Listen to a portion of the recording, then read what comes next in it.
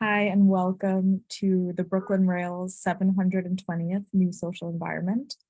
I'm Eleanor, a programs associate here at the Rail, and I have the immense pleasure and privilege of being your MC today for a conversation featuring Olga Viso, Susanna V. Temkin, José Falconi, and Monica Espinel. We are thrilled to welcome poet Irene Vázquez here to close today's program.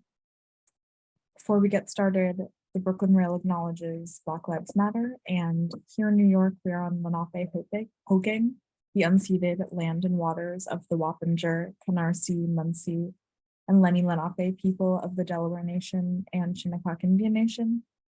We recognize land acknowledgements are not a replacement for necessary and actual decolonial work, but serve as a reminder of place and of the legacies of dispossession and enslavement that sustain and enrich the stolen land we are speaking from. And now to introduce today's guests and hosts. Curator, writer, and contemporary art historian Olga Viso is based at Arizona State University's Herberger Institute for Design and the Arts and the Phoenix Art Museum. She is a scholar of contemporary and Latin American art with a focus on the contemporary art of Cuba.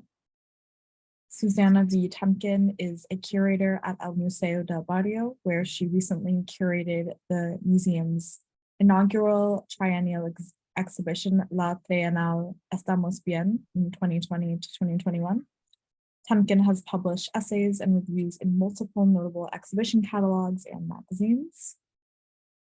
José Falconi is assistant professor of art and human rights at the University of Connecticut and received his PhD from Harvard University in 2010. From 2001 to 2011, he was Art Forum Curator at the David Rockefeller Center for Latin American Studies at Harvard, curating more than 30 shows of cutting-edge Latino and Latin American artists. And independent curator and writer Monica Espinel specializes in modern and contemporary art from Latin America and is a PhD candidate in the history of art at the CUNY Graduate Center. She's worked at the Metropolitan Museum of Art, Bronx Museum of the Arts, the Whitney, and elsewhere, and her writing has been featured in numerous exhibition catalogs and arts publications. And we are so thrilled and honored to have you all here on the NSE today. And with that, I'll pass it off to you, Monica. Hi, everyone. I am equally happy to be a part of the 720th New Social Environment and to be back here in this amazing space. Thank you to the Brooklyn Rail for inviting me to co-host with José Falconi this talk and for helping to bridge the distance with dear colleagues, some of whom I have not seen in years. So it's very exciting to be virtually together. So in full disclosure, I did not know Elso's work before I saw the show, which is why I think it is such a gift. And I want to just briefly set the tone for the conversation and then invite the two curators and Jose to give their 2 cents about the exhibition. So I really think it's a gem. It is very much echoing Elso's life in the sense that it is short, it is poetic, it is entangled, and it is charged. And those are not easy to pull off, curatorially speaking. So I am very thrilled to be here and hope that you will be engaged and really excited to hear about this show as much as I am. So now I will give Jose and Chewbacca the word. Chewbacca, what do you think? Well, I think I will have to translate, but I'm just like, I think Monica has just said a few things, but before that, saying what I think about Elsa's work, is I think first of all, thank the Brooklyn Rail again once more for inviting me to do this and to have the opportunity to be with such esteem and colleagues and dear friends. It's really wonderful to be with all of you here. But there's one thing that is fascinating about this artist is that he was more than an artist that was seen. It's more of a rumor, because very few people saw his work.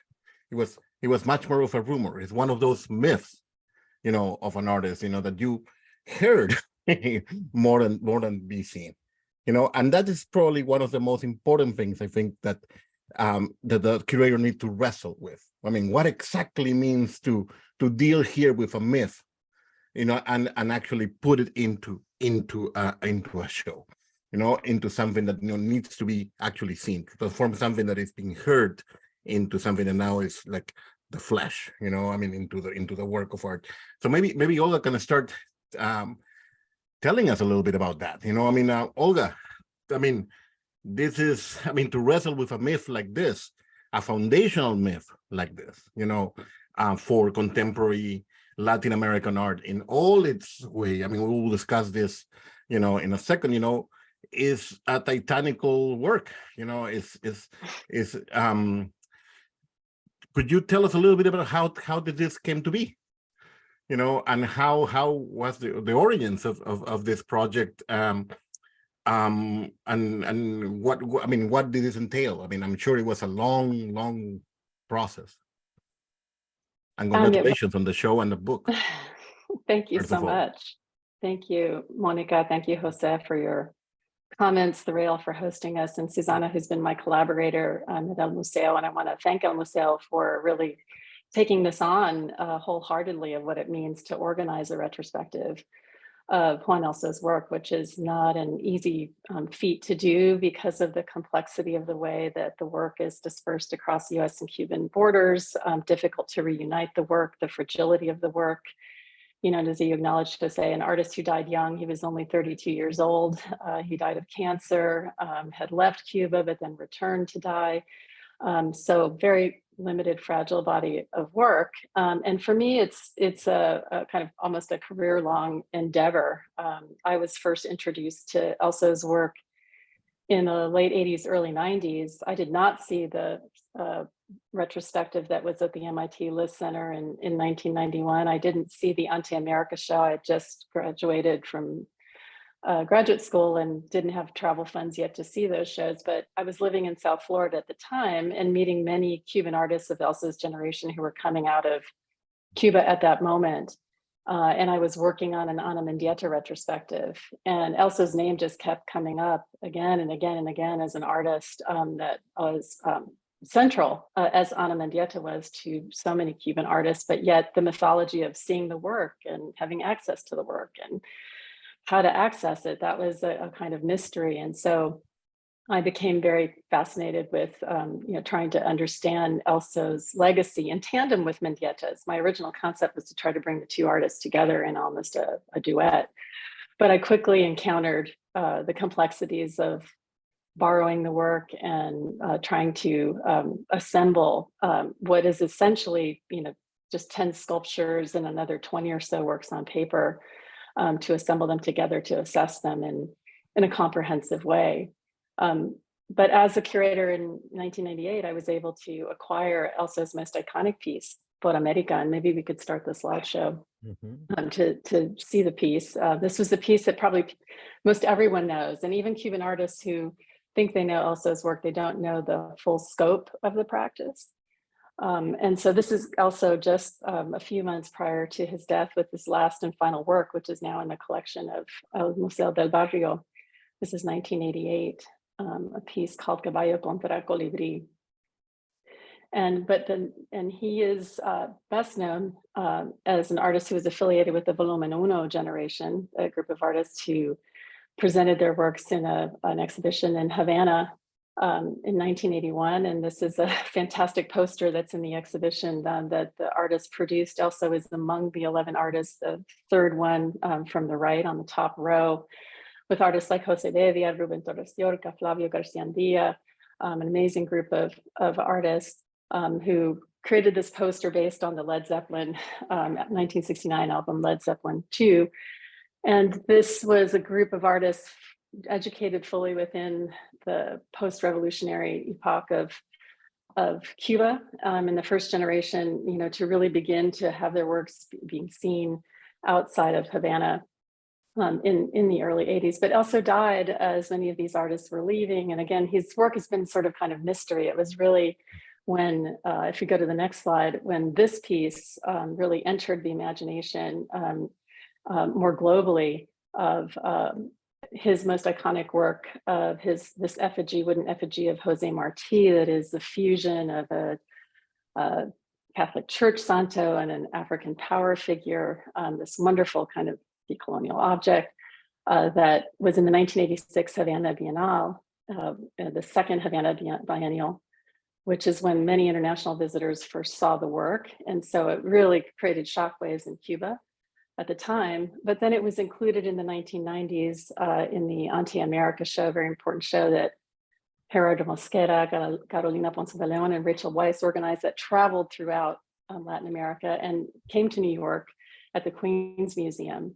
And this work just, even though Elso had passed away, it was really in the 90s when his work just began to have this incredible kind of resonance in these traveling shows. It was also in Paris at a show called Facing History. But you know, I wanted to get beyond just what the piece and what this means, like to understand it and unpack it, but to also to put it in the context of Elso's own practice. So assembling the 20 or so extant works that we've put together in the exhibition, together with artists of Elso's generation, subsequent generations across the Americas, to really put the work in context. Because I think for me, it was very important that the work not be seen just in isolation. You know, I think when artists die young, there's this mythology that creates around artists that they're seen sort of unmoored of place, context, and time. And for me, it was important to understand Elso in his own context, but the context beyond that his work reverberated with, to really make the work feel alive and powerful and communicative, which is really the goal of the exhibition. So Elso's 20 works are presented in tandem with works by 45 other artists in the show. So it's a monographic show within a contextual group show. Wonderful. Oh, Jose, I don't mean to cut you off, but I just wanted to add or to nuance a little bit of what you were saying, Olga. And maybe, Monica, it was interesting to hear that you didn't know about Elso. From my own perspective, I also come from a focus on Cuban art history, albeit a little bit of an earlier period. But for me, despite knowing who Elso was, really, I realized all I knew was that icon of the Por America. And so I think, you know, it's a beautiful gesture that it's really the first major piece in the exhibition that the viewer is confronted with. And maybe, Olga, we should also talk about how that confrontation is happening, like the frontality of it, and in relation to Elso's original presentation and thoughts for the piece. But it's really the first piece that you see by Elso. It's obviously the titular piece, but it kind of roots us in what those who know about Elso from this somewhat US perspective.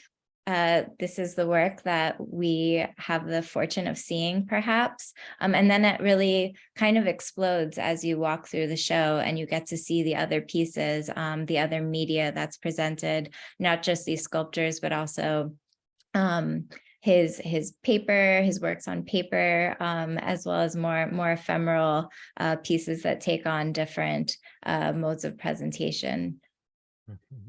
Yeah, Susanna, I think if we could go back to the image of Marti, just to say, Jose, you had asked about what it involved in organizing the exhibition. Well, it involved spending time in archives in Havana and in Mexico City in the US. The archives are dispersed because Elso left Cuba in 1986, 87 and moved to Mexico City. So his archive was, you know, bifurcated in that regard. So, you know, it really required a kind of forensic reconstruction of his life, you know, chronology, which only existed in you know, kind of summary fashion.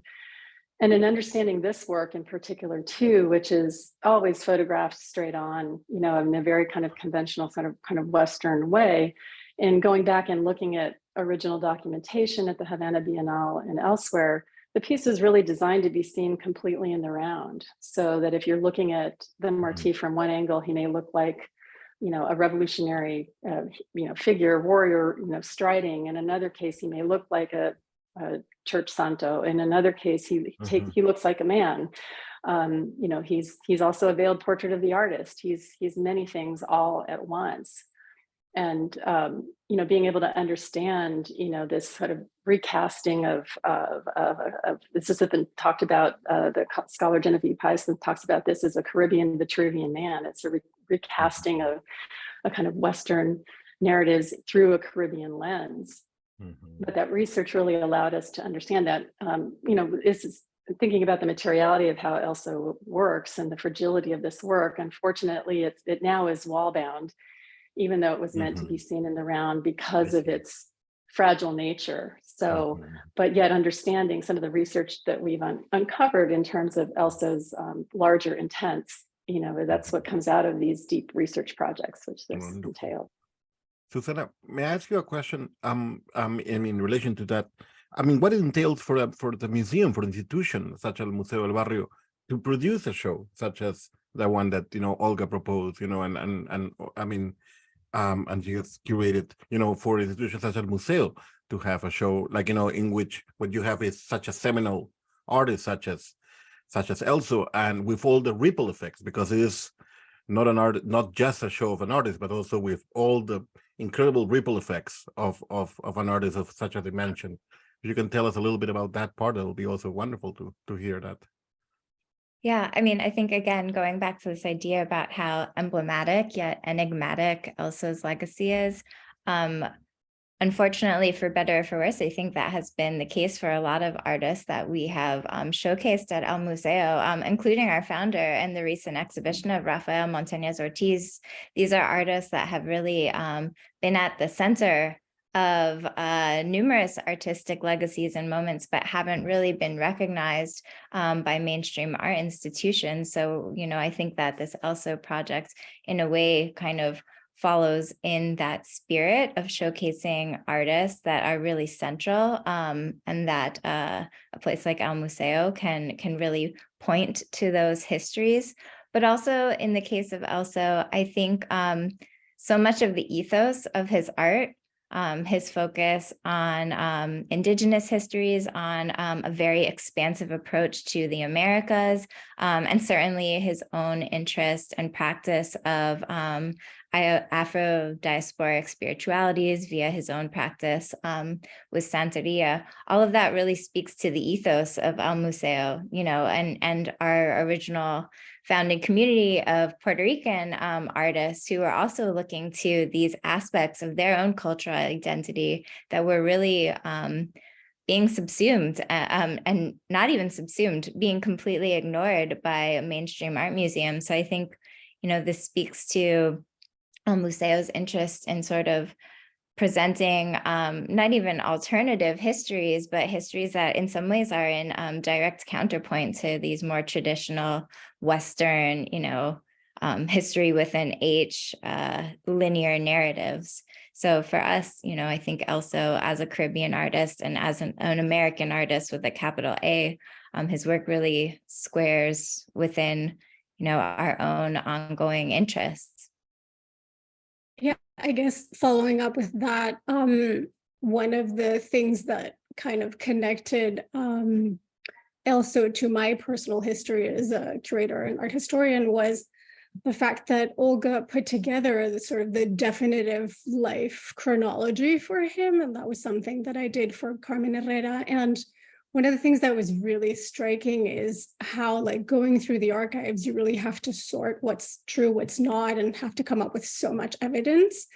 And I was really taken when I saw that he was actually showing in the same space in the Lyceum that had been renamed than where Carmen had her first show of abstraction in Cuba. And that was really touching, sort of to understand those lineages and sort of the charged nature of these places. And I guess I was really curious, Olga, what it was like to, find the discoveries of the pieces like La Palma and Ceiba after 40 years of the works being, not located and not known. And just if you could share some of those surprises with us, that would be great. Sure. And Eleanor, maybe you could sort of toggle to that, the palm tree and the ceiba tree, which is a few slides after this. But as I said, I was very lucky to get a Andy Warhol Foundation Curatorial Research Fellowship, which supported my travel to these archives. Very important archive, the Jose Vegas archive, which is now in the care of the Fontanals and Cisneros Foundation. And the other archive, Elso's archive, which was in his widow's hands, Magali Lara's archive, is now at the university in Mexico City, the Arquea, which is this wonderful archive. And so, you know, I did 50 interviews with artists, colleagues, curators, each, you know, revealing different bits of pieces of information, giving me clues to other research, corroborating other things, to your point of confirming and sorting out fact from fiction, which when an artist dies so young, as I said, there's a lot of mythology, and people have core memories and remembrances of certain parts of the career and less clarity on the others. So it's just this like huge patchwork quilt or jigsaw puzzle that you're over time slowly connecting. And I think one of the greatest discoveries was this work by Elso, which he made early in his career in 1983. It's two large print works. They're actually screen printed works on large format paper that he mounted on board, and all the offerings that are placed at the base of the palm and the ceiba tree, the royal palm, the national palm of the tree of Cuba, the ceiba tree, a very sacred tree in Afro-Cuban and African ritual practices.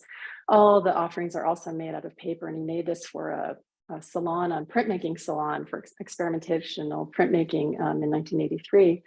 And this piece was just long believed to be lost. Couldn't find, we had one little slide of it. It showed up in the archives. There was mentions of it, very difficult to track. And when I went to Mexico City to Arquea, to the archive there, I inquired with Cuauhtemoc Medina, who works with the archive, you know, had they seen this? Well, it turns out it was cut in fragments and all in bits and pieces stored in small envelopes. And Elso had cut the piece apart to be able to bring it from Havana to Mexico City in the 80s. And, you know, Magali Lara, Elso's widow, didn't know Elso at the time. And so anyway, one of these pieces just got lost, but found in the archive. And so we worked very closely with MUAC and Arquea to be able to present the exhibition. So this work has not been seen in 40 years and really gives us insight into Elso's, you know, early development. And there are also works on paper included in the exhibition that we've tracked down just through, again, the interview process. And these are a number of works on paper that Elso gave to some of his colleagues and friends in Havana that who have since left Cuba. And so we've been able to assemble works that haven't, you know, been seen in decades. So one of the great joys of research. Eleanor, maybe you could just start cycling through the slides so folks can get a better sense. But I mean, go sorry. ahead. No, go ahead. I was gonna say, while we're on this slide, just to mention, to touch on again, some of the complexities, because this question sort of comes up in organizing the exhibition. Eleanor, if you could go back to the one prior. This view is near the end of the exhibition, is one of Elso's last and final installations called The Transparency of God, which has the hand of God, the heart of America, and this amazing mask that viewers are invited to look through.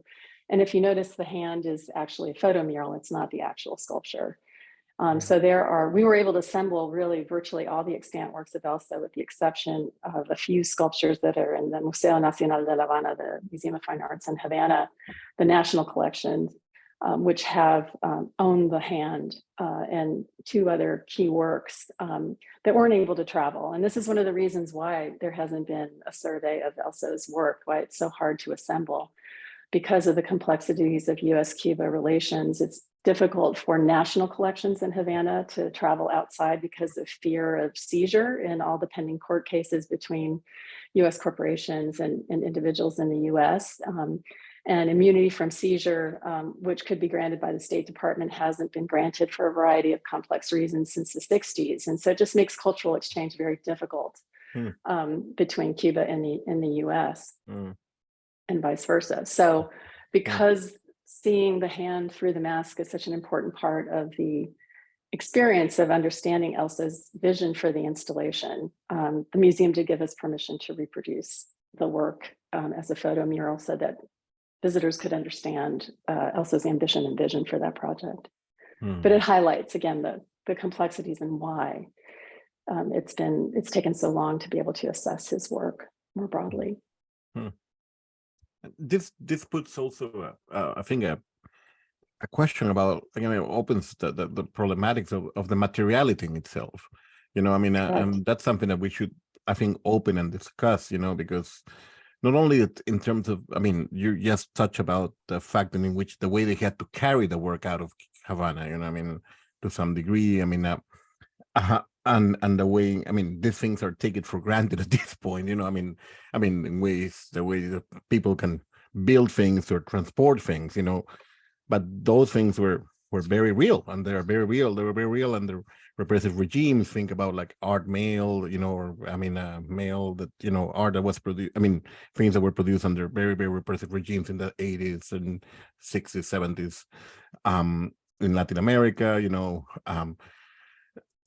things, I mean, art that was produced under those repressive regimes. And in this case, also the type of materiality, you know, the things that are like almost becoming extremely, you know, fragile at this point, you know, and the type of erosion of time, you know, that is produces. So maybe we can talk a little bit about that, you know, I mean, and that has probably also has created a lot of stress in the production of the show, and in which you have to deal with, you know, and for which, you know, I mean, reproductions of the work, you know, recreation of some of the pieces, and some sort of limitations to also some of the pieces, you know, might have to put some restraints on some of the movement of it, you know. So maybe we can talk a little bit about that, and in which ways do this opens or limits some type of readings that we can be done to the work of the artist.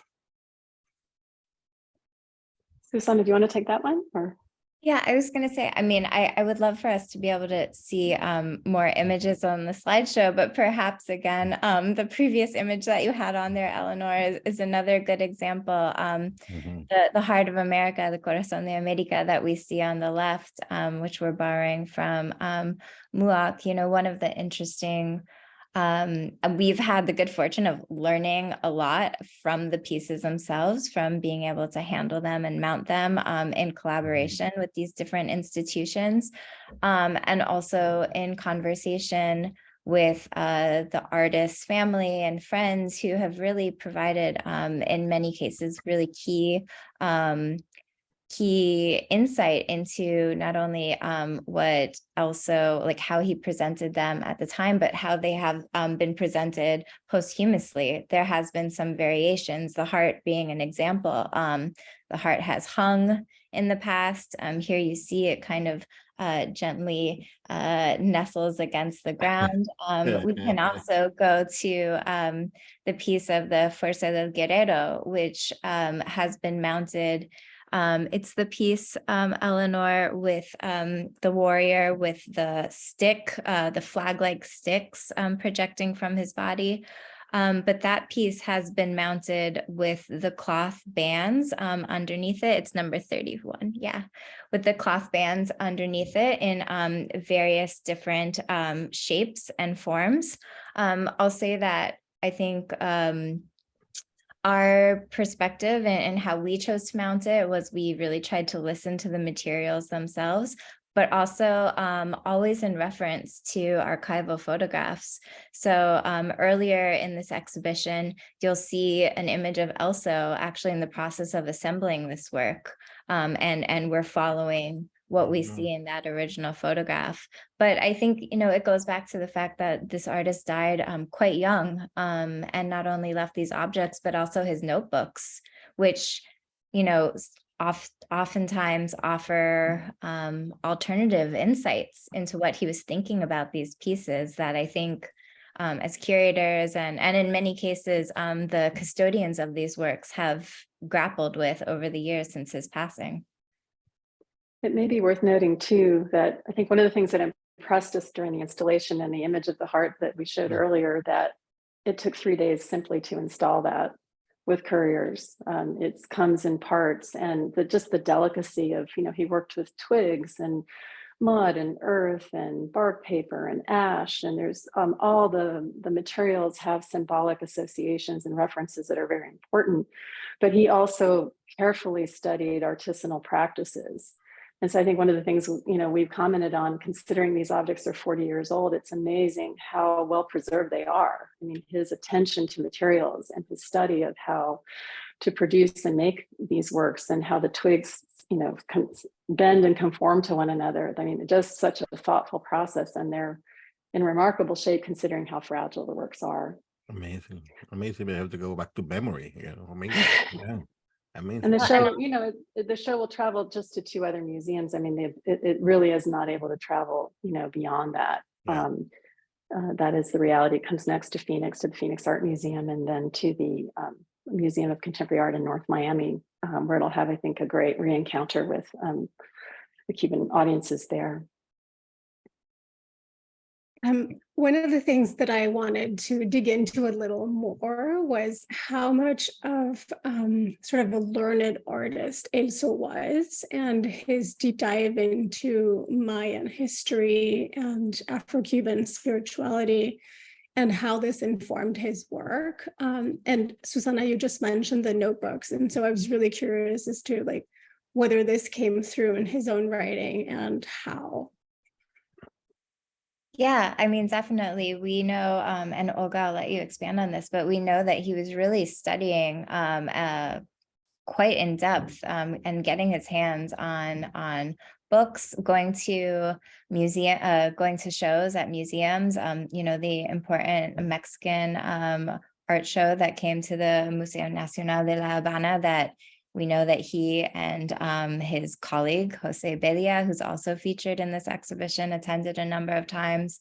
And, there's, in many cases, I think, Olga, I'll let you elaborate, but there's lists where he's thinking about materials, thinking about references. The piece, again, I'm sorry, I keep referencing what we just looked at, but the Fuerza del Guerrero, we have lists of all of the names of the independence leaders that are marked on these flags. And again, going back to the fragility, not all of the flags survived. I believe there's 2 that we're not able to show them, but thanks to these notebooks, we can kind of corroborate who among the other names he was thinking of. So, you can't see it in the slide, but listed on these yellow banners are names ranging from Tupac Amaru to Toussaint Louverture to Che to Lautaro to Sitting Bull. So I think even that kind of references the range of histories that he was engaging with.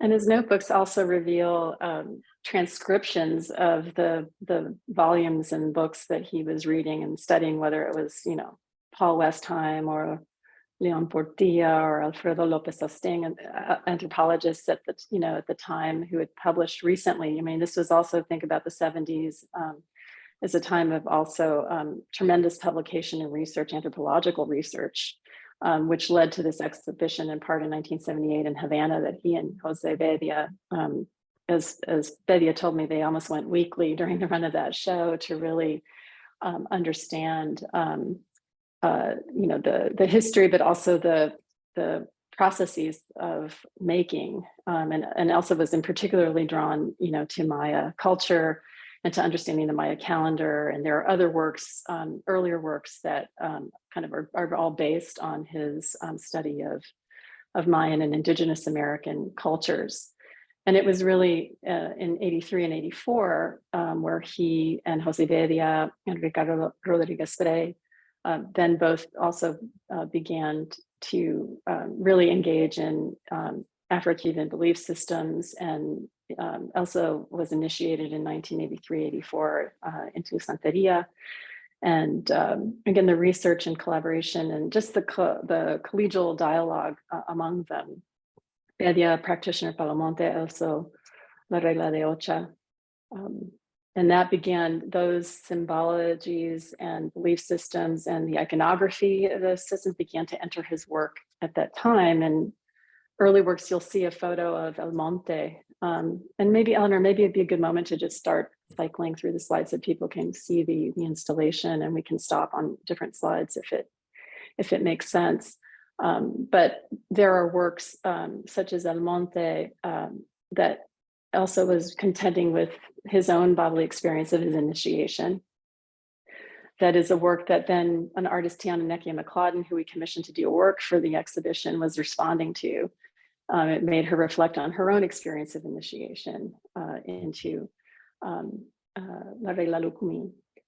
So there, again, to answer your question, he was very well research studied, and not just, on Mesoamerican history and culture or Afro-Cuban belief systems, but also Latin American thought and philosophy and literature. And I had access to his library, and both in Havana and in Mexico City, so got to understand the grounding, that informed, his formation as an artist, as a visual artist, and as a thinker. Maybe jumping off from there, could we go to the slide of El Verbo? I just found it to be such an incredible opening statement for his work. And it's more intimate pace, but at the same time, it's sitting on a box that you want to have access to in terms of the content, and yet you don't. And there's this latent force in it. And it also had little tiny eyes that were peeking out at you. And it's something that is impossible to perceive in a slide. And yes. I think really sort of shows you how he was able to harness the power of materials. And it's really a show where the tactility and the fragility of everything he employs is everywhere. And I feel like the eyes were one of the leitmotifs, the raised hands and the hearts, like they kept coming up in all the conversations that you were doing with the artists that he met in life, and then those that he had sort of psychic lineages with. So could you tell us a little bit more about this piece and why you chose it as sort of the introduction to the show? Well, I think you did such a beautiful job of maybe explaining why it would be such a powerful introduction and anchor. I think because it sort of contains everything that is present in Elso's work, but in particular the materiality. And gives visitors a very intimate look, if you're able to kind of come right up to it and see the materials that he's using, the twigs that are bonded, with earth, and those glass eyes, which appear in the Marti sculpture, but also in the Mask of God. And as you said, the other artists that we assemble around it are dealing with this motif of vision. And access to vision of what's visible or not visible, or what's inside the box. The element that stands on top is actually inside the box. And Jose, this was actually an example of mail art that Elso made for an exhibition that he was invited to participate in. Incredible. So that structural element would be contained within the box. Things that and you I think carry. that you can carry, yeah. And it can take different forms. So it does contain all that kind of symbolic power about what's explicit, but also implicit. Exactly. And there's also a special resonance too. I think one of the things in working with this exhibition was also just meeting so many of the people who were part of Elso's life, whether they were other artists. Many of them I knew from my earlier work, or in this case, this belongs to Ray Kerr, who was an African art dealer in New York for many years, who met Elso when he presented an installation at the Venice Biennale in 1986. He was representing Cuba when Cuba began to participate in the Biennale again since the revolution. And so Ray is a practitioner as well. And shortly after Elso died, Ray received this as a gift. So there's this deep personal association with this exchange between these two individuals that Elso wanted Ray to have this. And so there's just this amazing family of people who have so beautifully and carefully stewarded Elso's work through the years. And Ray is a great example. So it's been incredible to kind of connect. And he has great stories too about just talking about Elso's religious practice and how that informed and infused his work from a sort of deep context of understanding as a practitioner and devotee himself. Wonderful. I mean, I know that we're getting towards the end of the conversation, and there are questions that we're going to be passing the mic to virtual mic to the people, to everyone who's putting questions in the chat. I don't know how do we want to do this, but I do have another question in the meantime. Just to sneaking one of my last questions here. It has to do with the fact of talking about something that we discussed, in a previous conversation with Olga about, the recuperation of artists such as Elso, in terms of of this seminal artists of the 80s that started some sort of new type of language for Latin America that coalesced, I think, in a big break in the 90s, basically with América, as she was mentioning, and it seems that now we are looking at those kind of, it's sort of like in looking at this kind of artists, that created this great break in the 90s. I mean, could you tell us a little bit about how does it feel? I mean, maybe also for the institution, for the Museo del Barrio, also. I mean, to go. I mean, to produce a show like this, to look at Elso's work, and also with all the, I mean, I say with this artist who's producing all these produced all these ripple effects. Now to see how,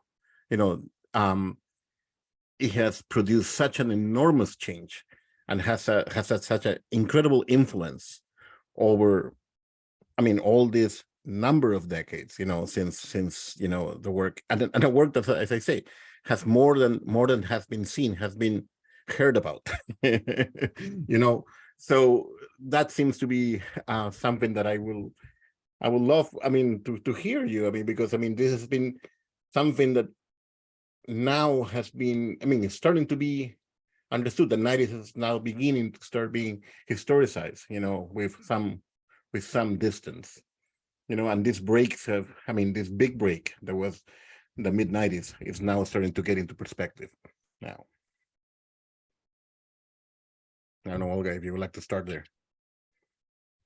Yeah, I feel like Susanna looks like she wants to. Well, I was going to say, I think something that we haven't had the chance to speak about, but I hope we will as we continue to go into the questions from the audience is, there's these multiple levels to the show, right? So it's a monograph, a historical monograph. We're looking at this artist that really, wasn't so important to those 90s moments, to the Ante America show. But I think here we are in 2023. And I should add that this was a project Olga's been working on Elso for much of her career, but with us at El Museo, this has been a 4-year-long project. Thanks to the pandemic that we had and even more time to think about, which was great, because with that added time, we were able to think about also in such an expansive way and be able to bring in some of the artists that you're now seeing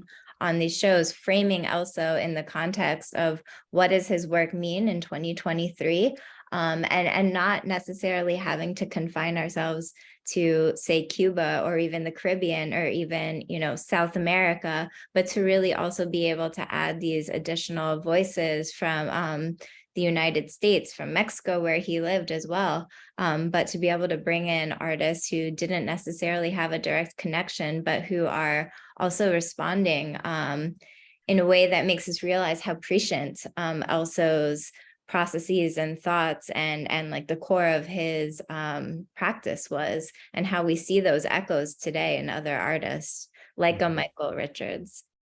Excellent. Perfect. Olga.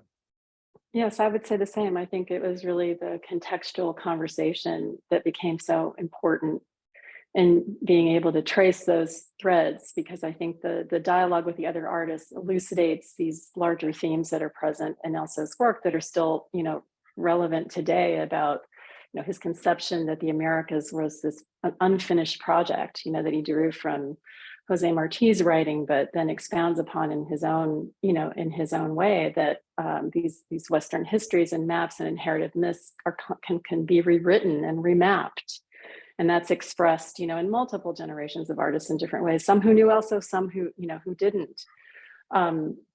Understanding the consequences of colonization and slavery and those impacts on identity and transcultural identity, and looking at that beyond just the Caribbean, throughout the Americas more broadly, or looking at the legacies of the African diaspora. Also never was able to travel to the US. There were a couple of invitations that never quite panned out in his life. But I felt it was really important to include the works of a number of US-based artists, African-American artists, who have Caribbean histories in their roots, whether Lorraine O'Grady or Albert Chong, who are also included in the exhibition, who really appreciated being included in this context that looks more broadly at the Americas. So I think tracing it visually through these connections across generations was a really important way to do that, and bring the work to make it feel really alive and relevant to this moment, which I think it powerfully is. His project was a decolonial project before we had the language to describe it that way, and I think this show affirms that. Yeah, it's a south to south conversation also that he was there. I mean, Cuba to Mexico, opening that big conversation there. Yeah. And actually, it wasn't. I need to credit my colleague at El Museo, Patrick Sharpenel, the director, who is based in Mexico City.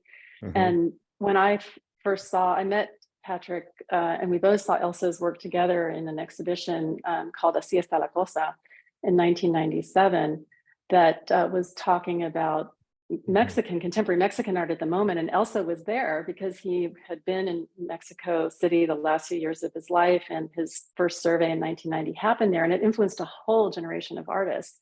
And so I had been thinking about Elso's work within the context of Cuba, but it was Patrick who really helped me understand just the reverberating effects that Elso's work had in Mexico.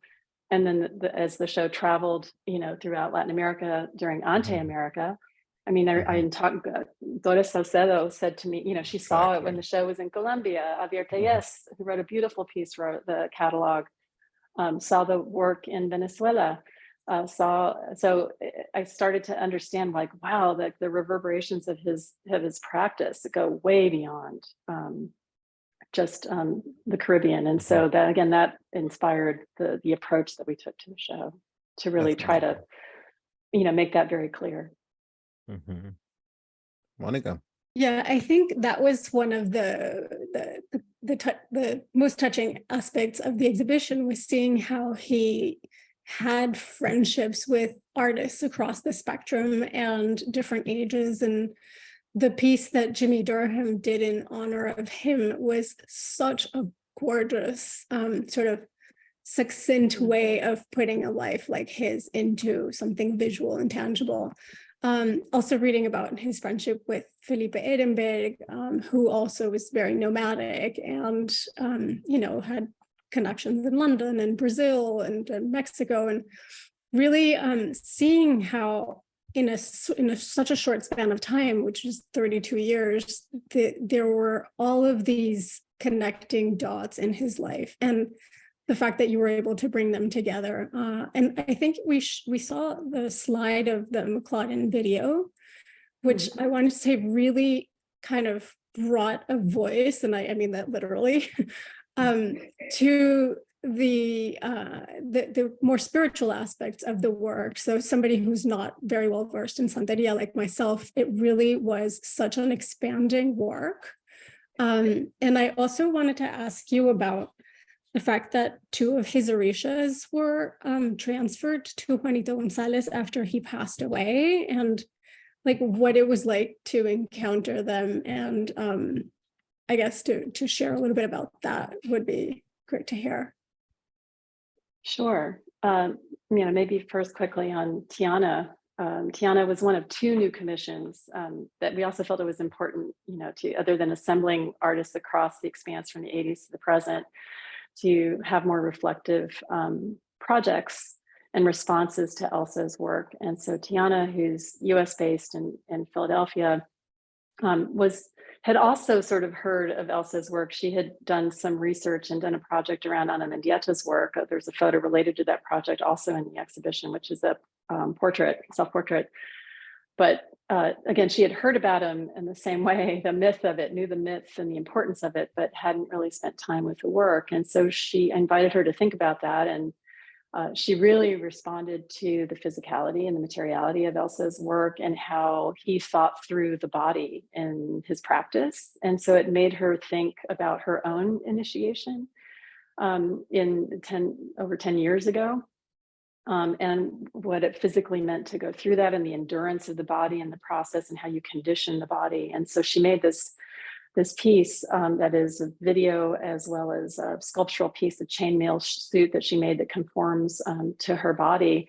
And in the video, she reflects on her initiation, being mounted or spiritually possessed in Brazil and later on. And so she really does articulate, I think very openly, this, what she calls a portrait of sensation.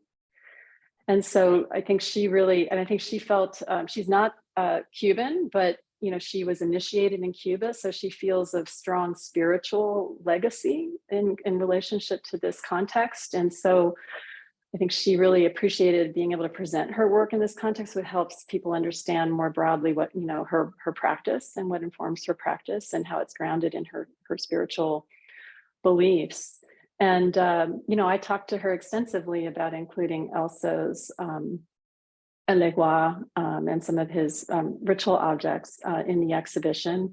I also, was very fortunate to be able to visit Juanito Gonzalez, you refer to as Elso's Babalao or spiritual priest in Regla before he passed away. And I consulted a variety of other Babalaos about the pragmatics and the ethics around, presenting these ritual objects, which his Babalao felt was important to retain because Elso was an artist who died young. He was his padrino, during his life and was entrusted with the care of these objects after Elso passed. That with such a limited career and limited body of work, that it was important, to preserve them. So we had a lot of discussion about their inclusion, and I think felt comfortable in the end that this was essential to give context to Elso's work and the importance of his belief systems into his practice.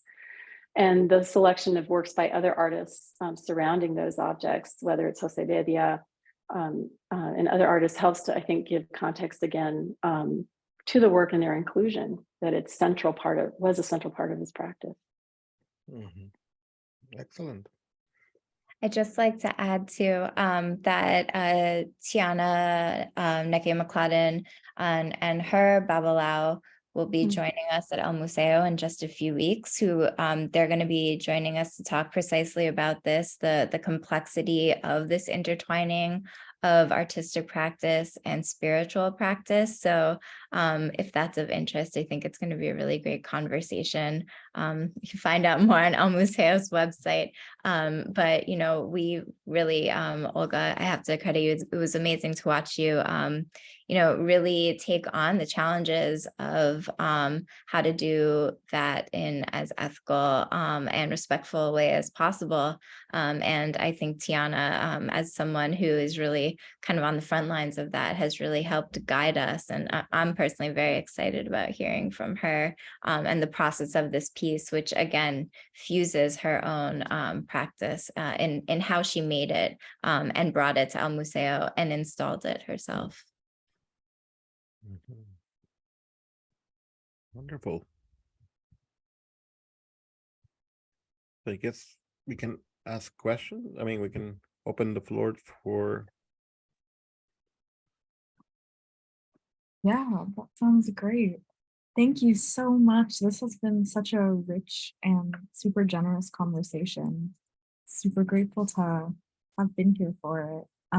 Hopefully folks can have a chance to head to the Museo del Barrio to check out the show. We do have a bunch of awesome questions from our audience members. So our first question will be from Raphael. And Raphael, I will unmute you so you can ask directly.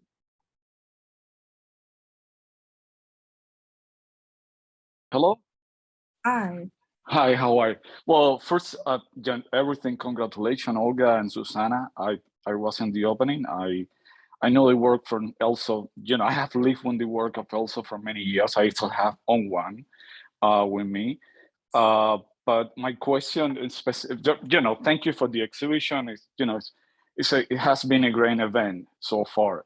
My question is, Olga, why, if a lot of information related to Port America, I don't mean only the Marti, the whole installation is available, why was no intent to put the installation together with the pieces that you have at the exhibit?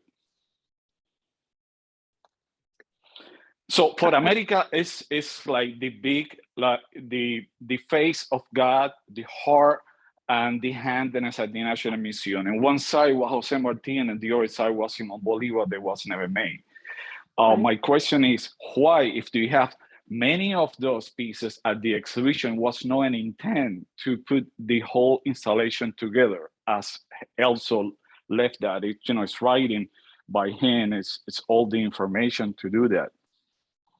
So are you talking about why we didn't recreate pieces that he did not make? Is that your question? No, not recreating pieces that he did not make, recreating the installation that he had the information to put it together. Well, I feel like we did for the Transparency of God and Essay on America. We did bring together the works that we could assemble and do that, which is why we did the photo mural of the hand in order to be able to present it in the way that he anticipated. Are you referring to the other pieces that he wanted to make as part of the project that we know through this application that he wrote to the Guggenheim Foundation that he submitted just before he passed away, that he intended to make 3 other sculptures as part of this last project? Yeah, more or less, because the El Martí, it was part of that big installation as well. Correct. It was meant to be included in that, as well as a sculpture of Simon Bolivar, which he did not make, a blanket of the gods and God's tools to forge the Americas. Those were things that he had described, but there were no sketches or renderings of what that would be. Okay. No, I mean, I think that piece is it's more or less the whole of his cosmology. And the exhibition, you have more or less every pieces when the exception of one that he made for that installation, and you have the space, and I think there was no intent to kind of recreate that whole piece. That was my question. Yeah, I think it would be impossible to do so because 3 major pieces, we don't even know how he would have made them. There weren't even maquettes or studies or any basis in which to do that. But your point of, could Elso's Port America have been closer to that last installation? Sure. I think that's one of the great opportunities now as the show travels from one museum to the next with different space configurations, that we can try different things and forge different conversations. So that's something I really look forward to doing. At least because those people that don't know the work of Elso have no idea. I have the information. I really enough. I never met Elso, but as you know, I am friend with Reinaldo, and I'm being part of all of this and owning his work. You leave the exhibit and you never got the whole idea what Port America was, and it's kind of it's a misleading information that Port America is only El Martí. Yeah, that's one interpretation. But yeah, I think for me, it was important to have this dialogic relation. And I think in an early phase of the show, we thought about putting all of Elso's work all together in one place and the group show around it. But I think we felt there was much more power in having these conversations where there's a work of Elso's in each space in dialogue with other artists. So it was a curatorial choice and one that I'd stand by. Thank you. But I think there are many other possibilities, right? So this is now future exhibitions, if the works can travel, which is a big question after that, or for a very long time, and the book, I'd say the publication, to say one of the reasons the publication did not come out in tandem, with the exhibition was we needed to document many works that did not have good documentation. And so it was a way to be able to more comprehensively address, some of these questions. And I believe Jean Moreno from NAME Publications is in the audience, who is publishing the book with us. It comes out in mid-March, and El Museo will be doing a launch event on March 16th for the new publication. It's 400 pages, bilingual, English, Spanish, and things will be richly illustrated. So I think is another way to apprehend Elso's practice and the points that you raise rightly, Rafa, about his practice and his vision that wasn't realized. And we're honoring, I think it's important to say too, we're honoring the important scholarship that Gerardo Mosquera, Luis Kamnitz, or Rachel Weiss, who really championed and wrote about the work from the late 70s to the present. We provided translations for texts of theirs that have not been translated before into English. And then we've also commissioned a number of new writers, Erica Moya James, Afro-Caribbean scholar at the University of Miami. Jean has written an amazing essay contribution also for the publication. And then we invited many artists of Elso's generation and since to respond to Elso's work in more personal reflections. So Jimmy Durham was able to write a text about their intersection in Mexico before his death. Graciela Iturbide in Mexico, who knew him, Gerardo Suter, Magali Lara, Coco Fusco, amazing contribution of Javier Tellez, amazing contribution of writing that the book will also unpack. Thank you so much, Olga, and thank you for that question, Rafael. Our next question will be from our friend GE. Thank you very much, Eleanor. Thank you, Jose, Olga, and Susanna. I'm looking at this work, much of which I've seen for the first time today in such a wonderful way, and I thank you all for doing this, for the presentation, obviously for the exhibit itself. And I'm seeing like various political and social and psychological and psychic readings with the sort of dead-on aesthetic references to deep past and the avant-garde. The question is, was he creating visual, tactile kind of icons that really express itself or themselves or itself or hisself, and while expressing the universal? It seems like this is what's going on. Anything? I think both and all of that. I think that's one of the part of the magic of his work, is that he's able to hold all these different perspectives, together, in one place. And sometimes they're contradictory perspectives.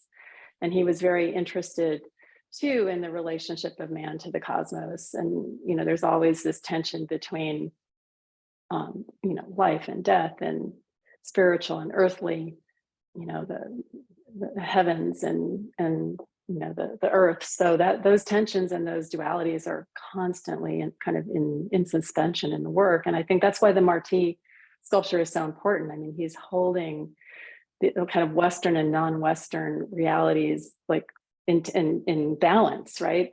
One is not subsuming the other, but they're coexisting in this complicated, fraught, but dynamic and generative way. And that, I think, that's why the work speaks so profoundly. It acknowledges all those histories that constitute, the Americas, both violent and generative. Does that answer your question? Oh, absolutely. One tiny little question. Did some of the arrows from the original work their way out and fall to the floor? I had heard that, or is that legend? That's one of the legends that sort of surrounds the work. So we refer to them as sprouts. They look like fleur-de-lis that are penetrate the body, but also the ground. There are two sets that he made. There's some from the first presentation, some that are larger from the second presentation. There's a myth that when Elso died, that they fell out of his body. So there are lots of stories, and how those array. Again, we went back to the archival photos to understand how those pieces are distributed. But it's a reference to Saint Sebastian, and then obviously, and the Nkisi power figure. Yeah. Thank you so very, very much, all of you. Thank you. Thank you, GE. Our next question will be from Fawn. Thank you so much. Thank you so much, Olga, Monica, Susanna, and Jose. And I wonder, you know, how the issue of spirituality, it comes in and comes out in the art world, actually in our cultural world at large. Sometimes it's very popular, it's accepted, all the time not. So my question is, you know, thinking about the whole issue of how Joseph Beuys crafted his performances, you know, quite early on. I mean, in other words, his spiritual vision, you know, thinking that Western, you know, European country, particularly Germany for sure, had become spiritually bankrupt, you know. So when he stated early on, So Your Wound, for example, that must have been in mid-70s, 74, I think, or I Like America, America Like Me, that famous one that sort of in the same, I think it might have been the same year at Rene Bloch Gallery.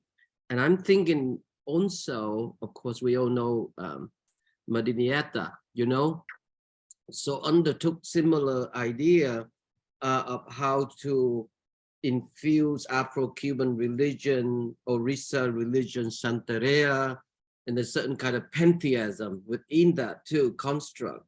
So is there a relationship that maybe he have sort of undertook similarly, and was there a relationship between the two in some way? Because I know that Mendieta is probably 3 or 4 years older.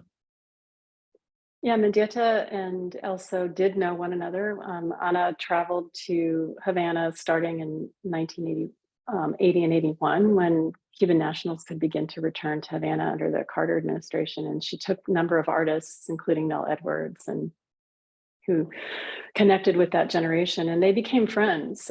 She went 7 times back and forth to Cuba and the US in the early 80s, and they were friendly with the same circle of artists, Jose Bedia, Gustavo Perez Monzon.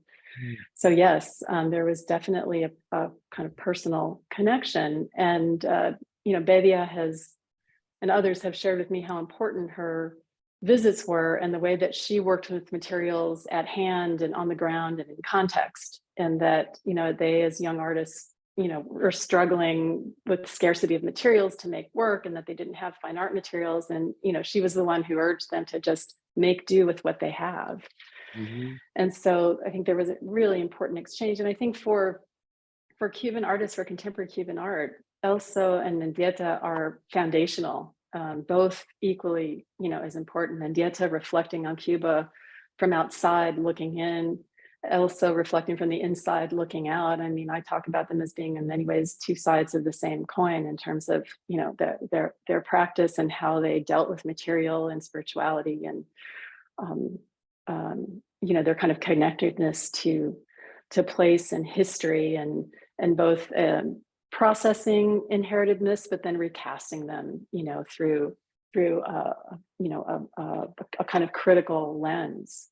But you bring up the point, I think it's worth commenting too, you know, the relationship to Joseph Beuys, and, you know, the materiality at the time when Mendieta's practice and also Elso's practice is being recognized. There were a lot of connections made with Arte Povera and with Joseph Beuys. And I think Gerardo Mosquera very rightly tried to articulate that the difference, you know, there, apart from whatever material or formal connections you might make, is that Elso and Mendieta, and particularly Elso, was making the work authentically from a vernacular, authentically from a context, as opposed to kind of appropriating a language, you know, into a kind of Western aesthetic. So I think that distinction, for me, always resonated, and I think is important, you know, to understand. And I do think it's one of the reasons why Elso's work is, you know, has this lasting power, because it does it authentically. And I do think that in both the case of Mendieta and Elso, that the work has had these periods in time where it has been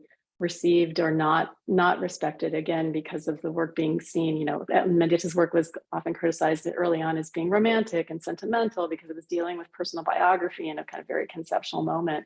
So you do see these arcs in how the reception of, you know, of artistic practice. So I think it is interesting and important to now reflect on the 80s and 90s with more historical distance, and to see kind of rethink the connections and assumptions that we might make about that work and what it originated from. And Olga, oh, I'm sorry, Fong. No, I want to follow up, but please go ahead.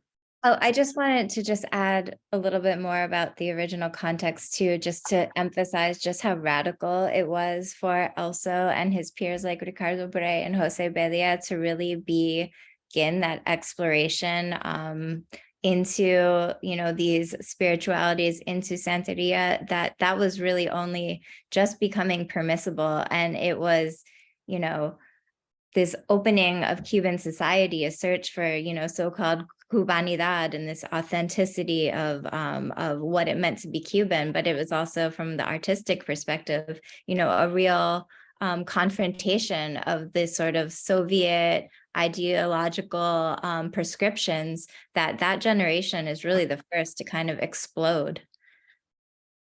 Yeah, it was a way to also align with, you know, with marginalized communities on the island. You know, that's so true, and thank you for that, Olga and Susanna. When you say work with what you have, you know, and what at hands, you know, I think it's so essential. And I wonder, because thinking about the West Coast, I know, you know, Mendieta went to University of Iowa. She traveled extensively, really, throughout her life. And I wonder, you know, with that notion of working what you have, I just can't help but think of Bruce Nauman, for example, walking in an exaggerated manner around the perimeter of the square, you know, in his studio. Mm-hmm. He did that in his graduate work. I mean, that's sort of reminded me so much of Mendieta did too, the tie up the body in her graduate school, you know? So whether that may have some rapport with the conceptual thinking of the West Coast people like Nauman. Yeah, I think it's acknowledging that time period, right? In terms of conceptual practices, we're also entering, you know, this generation that Elso is associated with was also beginning to bring a kind of conceptual rigor and foundation, you know, to the work. Yeah. Whether they, you know, were familiar with Nauman at the time, not so clear, but they were very impressed with Mel Edwards. You know, Mel was in Cuba and gave talks about his work in Havana in the early 80s. And one of the reasons Melvin's work is included in the show as well is that, because of his connection to Cuba, but also how Mel worked with, you know, found materials. Also, he was reconstituting, you know, objects, found objects into his practice. It's very important. Roger Welch was also like a really fascinating, also important influence for Elso and his generation. Roger Welch had an exhibition, American conceptual artist, had an exhibition in Havana also in the early 80s. Yeah. And he showed slides of his drive-in sculpture, which is in the Tamayo, and there's one at the Guggenheim Museum, which is the Rolls Royce composed completely of these twigs. Yeah. And that truly inspired Elso to think about working with materials, you know, materials around him in his yard. You know, I was taken to the what used to be the landscape behind Elso's house, where many of the plant materials that he used for his practice were derived from. Amazing. Thank you for that resource, Olga. I know, because, you know, artists, sometimes they hide their spiritual practice.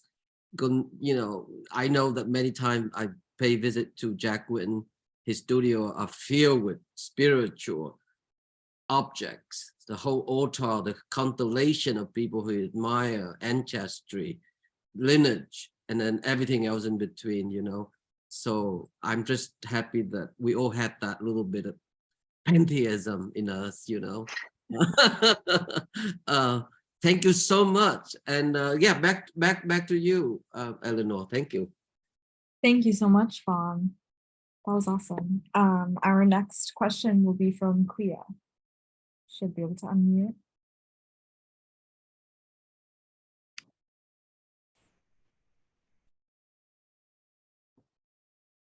I think you're unmuted now. Patrick. Yeah.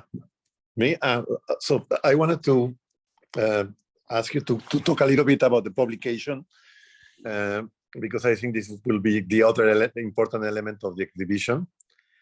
And also, I think in Elso there is obviously the Afro-Caribbean spirituality, but in connection to historical and political consciousness. So I mean, there are two questions, but I would like you to talk a little bit about this. So can you, well, we talked a little bit about the catalog already, but can you but when, kind of rephrase the second question?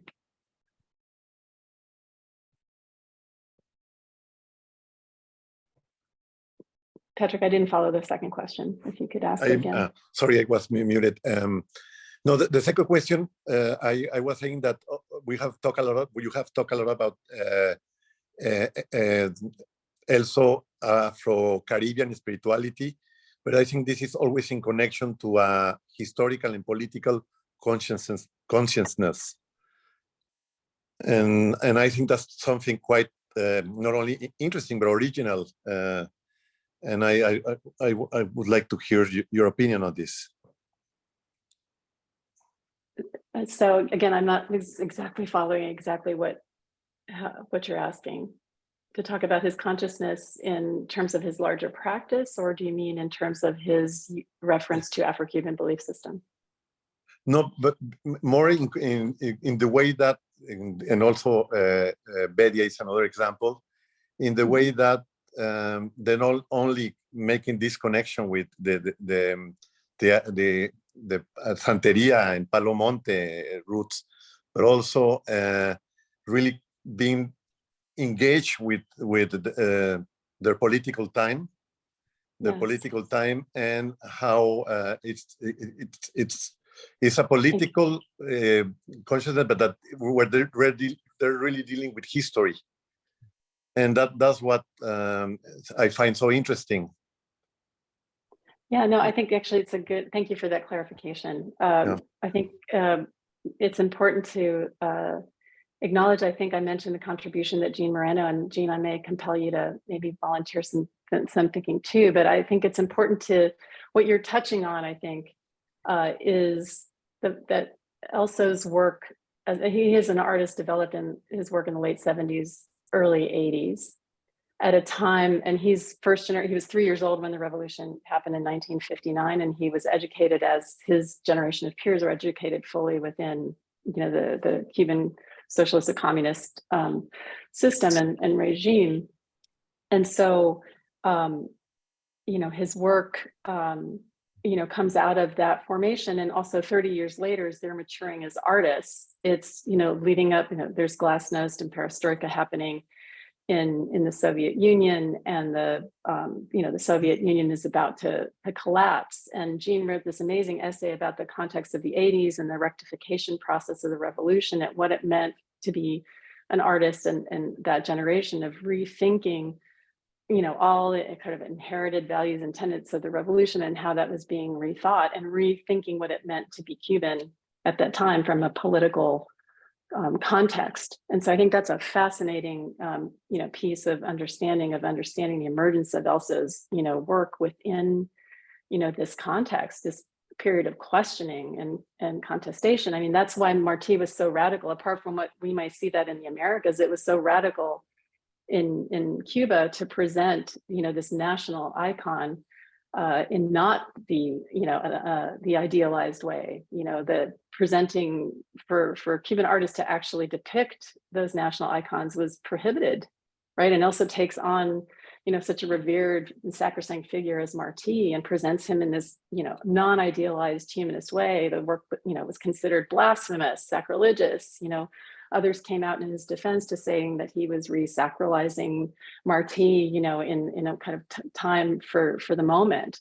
So he was really taking, and I think to acknowledge the importance of that gesture, that so many artists after that began to kind of question these inherited icons and myths, that there was a before and after, right, of what Elso did with his Martí sculpture in kind of giving a kind of permission, for artists to begin to question the revolution and all that was inherited from it under their own terms, sometimes in veiled ways. But that's why I think the work has always had this political charge that goes beyond.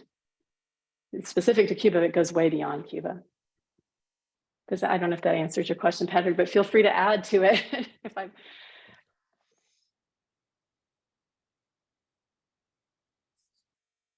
Well, thank you so much for that question. That was great.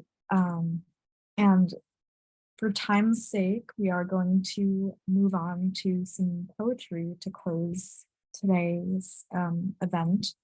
I'm sorry if we didn't get to your question, but feel free to reach out after this if you want to follow up. We do have a tradition here at the Rail of concluding our community events with a poetry reading. And today I'm absolutely thrilled to welcome our poet laureate of the day, Irene Vázquez, to the stage. Irene Vázquez is a Black Mexican American poet and journalist based in Hoboken, New Jersey, who writes at the intersection of Black cultural work, placemaking, and the environment. Irene works at Le Vine Querido, editing books about feisty 12-year-olds, and this past spring was named a Brooklyn Poets Fellow for study in Bernard Ferguson's workshop. Irene is a Pushcart Prize and Best of the Net nominated writer. When not writing, Irene likes drinking coffee, watching the WNBA, reminding folks that the South has something to say. Thank you so much for being here today. So excited for you. Thank you all for having me. Thank you to Eleanor and Carolyn and everyone at the Rail. I really want to go to this exhibition, especially I love the work of Tiana Nekia McCloudin, so I'm going to try to make it when she's speaking at the Museo later. But I have a couple poems. I did tweak what I'm reading in response to the rich conversation that we've had today, hoping to respond to some of the kind of materiality and earthiness in the work. So without further ado, this first poem is called Ode to My Ashy Feet. It's actually in the current issue of the Rail. I peel the skin back on my cracked and blistered feet, and disgusted by my own delight, I behold their snake skin, amazed by how much I can shed and still be myself. Bearer of trampled stories, unread, unlike the lines of my palms, stuffed into size 7 cherry red heels and years of beat up work boots, scorned messenger of mud onto just mopped floors, toenails dented, broken, purpled under a misplaced toolbox, still unaccustomed to the black heat of August asphalt, admonished for all they cannot do. Lotion does them no good, husking as they do on long walks, discarding themselves. But it's true. All things fight to stay alive, no matter how ugly. My bunioned inheritance burst through cracked earth like so much cattail, bull tongue, duckweed, cutgrass, bullwhip. I love their insistence. They are where I go. This next poem is an older one. I used to had this kind of obsession with Spanish casta paintings as a Black person of Latin American descent. And this is poem Hail Mary is inspired by one of those casta paintings.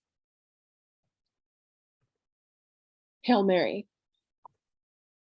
Dios te salve Maria, can you hear me from down here?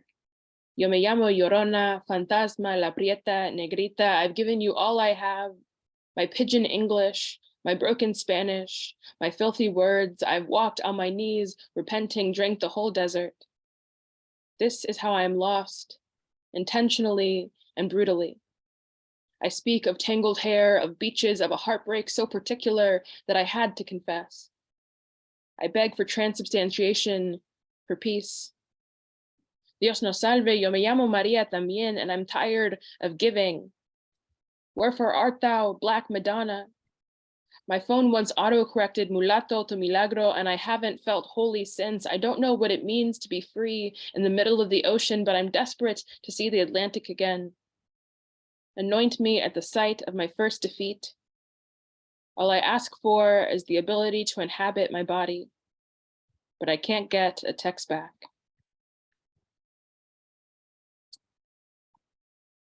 This next poem, along with all the rest I'll be concluding with today, are from my chapbook, Take Me to the Water. And this next one is called Sonnet with Compost Bin. Bathed in soil, my God parts disassemble, rot, make room for maggot life. In go eggshells, cucumber peels, corn cob shucked empty. The mornings I pinched and pulled my belly as soon as I woke. My 16-year-old rancid talkback turned cruelty. All the gnats that flooded the kitchen, undiagnosed anxiety, every I'm sorry I never received. The coat I lost at the party B brought me to. So many coffee grounds, 23 years brimming with runaway energy and shouldered need. In the dream, you're handing me the shovel, though I'm returning you to the soil too. This next poem is called Atlántico. My hairdresser tells me, los hombres puertorriqueños no sirven para nada, and I do not listen. Press my hair, book a flight, buy a new red lipstick from Walgreens. The first day I see him, I wear my favorite white linen sundress, accidentally flash a parking lot attendant at the bar. Before I meet him, I read poetry, order a mango whiskey sour, pretend that this is my life, something I do on a regular basis. Before I meet him, Lupe saying, I had a dream that there's another woman, call me as soon as you get this. I can't get the memory of you crying out of my head, and I do not listen to the voicemail. I meet him in the parking lot of the bar, and he bursts into a smile, takes my suitcase, which I love because sometimes I get tired of caring for myself. He says, what are you working on? And do you remember how we said we'd get our ears pierced together? And you've always been so capable. And this is Julissa, my girlfriend. She's meeting us for dinner, and I think, Ave Maria Purísima, he has done it again. But I go to dinner. I laugh. I allow myself all my memories because I know this will be the last time. The 3 days are a blur. Taxi cabs, museums, long walks around the campus where they study, I eat. Sometimes vomit it up because it's too rich and this island's bacteria do not know me yet. And the last night I sit him down on the too small, sterile Airbnb couch. Night had fallen outside. He wants to make sure I have cash for the cab to the airport. And I ask, who claims you? And I keep asking, and who do you claim? Because I cannot be responsible for this anymore. This $30 oversized baggage charge, all this money I could have spent on books or flood insurance. Over and over, I hear myself saying, you've done this again and again, treated me like our promises meant something, like you'd held my hand when I was 19 and couldn't handle my liquor, like you cared that I was Black and you were Black, and we both saw the only cities that ever loved us back blown apart, and everything else is hard enough, so love shouldn't be. And as he is telling me he doesn't understand, I see a rivulet of water whisper under the crack of the door. Then a stream begins to trickle from the bathroom upstairs, and as I am saying, you've made me feel like I've made a mistake trusting you, which I cannot forgive. The door bursts down, the waters rush in, and the couch floats out the window. I nearly smack my head on the door jamb on the way out. An egret glides above us, and the conches are saying something I cannot comprehend, but that vibrates like memory. And before I can panic, I listen. And I sense that I can get home from here, that this too is my ocean. And after everything, the memory of the mango whiskey sour isn't spoiled. And all I learned about the law is that it cannot tell you what is wrong or right, but water always knows what it's doing. So next time it floods, I'm building my boat. This last poem is called There Will Be No Evening. Just listen how it's raining. What is God if not endless becoming, flesh made word again, rue burning on the stove? What is becoming if not endless fear?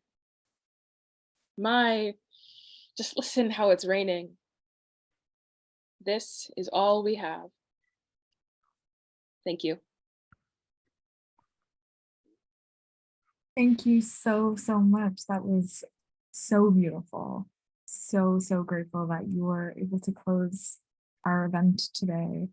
Thank you so much, Irene, and thank you again so much to Olga, Susanna, Jose, and Monica for their incredibly interesting and exciting conversation. We'd also like to thank the Terra Foundation for sponsoring our NSE program and making these conversations possible, and for their support of our growing archive. which you can check out on our YouTube channel. For the past 22 years, the Brooklyn Rail has provided a platform for arts, culture, and politics in our monthly publication and public events like our daily NSE. So please check the chat for a link to donate to support the Rail, and join us tomorrow for a conversation with DDA William and Charles Schultz on the event of William's exhibition at the Museum of Contemporary Art, North Miami. We'll conclude with a poetry reading by Ugochi Egonu. And you can now all turn on your microphones and say hello and goodbye as you leave this afternoon. Thank you all for being here, and thanks again to our amazing speakers. Thank you. Thank you. Thank you. Thank you. Thank you. Thank you. It was amazing. Astounding poetry. Monica, Thank you. thank you for the beautiful reading, Irene.